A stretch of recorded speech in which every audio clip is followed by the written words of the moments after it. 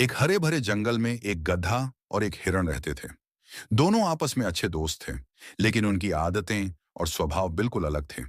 गधा मेहनती था और अक्सर खेतों में काम करता था, जबकि हिरण चंचल और फुर्तीला था, जो दिन भर जंगल में दौड़ता भागता और मजे करता था।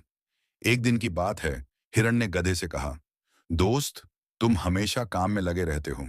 चलो आज मेरे साथ जंगल में घूमने चलो, हम दोनों मिलकर मजे करेंगे। गधे ने जवाब दिया, मैं नहीं जा सकता, मुझे काम करना है। अगर मैं काम नहीं करूंगा तो मुझे खाना नहीं मिलेगा।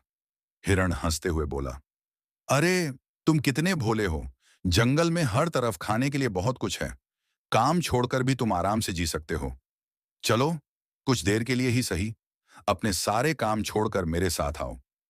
गधे ने सोचा कि हिरण की बात में कुछ सच्चाई है। उसे एक दिन छुट्टी लेने का विचार अच्छा लगा और वह हिरण के साथ जंगल में चल पड़ा। दोनों ने खूब सारा हरा भरा चारा खाया और पूरे जंगल में मस्ती की। जंगल में घूमते घूमते अचानक एक शेर की गर्जना सुनाई दी। शेर भूखा था और शिकार की तलाश में था। हिरण की तेज दौड़ने की क्षमता थी, इसलिए वह तुरंत जंगल में भाग गया। लेकिन गधा इतना तेज नहीं दौड़ सकता था, इसलिए वह वहीं खड़ा रह गया और डर के मारे कांपने लगा। गधे ने शेर से कहा, मुझे छोड़ दो, मैं तो बस आज अपने दोस्त के कहने पर यहां आया हूं। मैं आमतौर पर खेतों में काम करता हूं और किसी का नुकसान नहीं करता।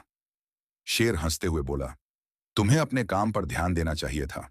आज तुमने अपने दोस्त की बात मानकर अपनी सुरक्षा को खतरे में डाल दिया। अब मैं तुम्हें नहीं छोड़ूंगा।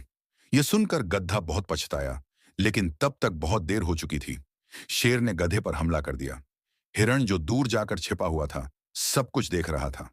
उसे अपनी चंचलता और गधे को गलत रास्ते पर ले जाने का बहुत पछतावा हुआ। उसने सोचा, अगर मैंने गधे को उकसाया नहीं होता, तो आज वह सुरक्षित होता। इस घटना से हिरण ने सीखा कि हर किसी की अपनी जगह और काम होता है। किसी को उसके कर्तव्यों से भटकाना सही नहीं है। वहीं गधे को भी यह सीख मिली कि बिना सोचे समझे दूसरों की बातों में आकर अपनी जिम्मेदारियों को नहीं छोड़ना चाहिए। इस कहानी से हमें यह शिक्षा मिलती है कि हमें अपने काम और जिम्मेदारियों के प्रति हमेशा ईमानदार रहना चाहिए। दूसरों की बातों में आकर अपने कर्तव्यों को नहीं छोड़ना चाहिए, वरना इसका परिणाम बुरा हो सकता है।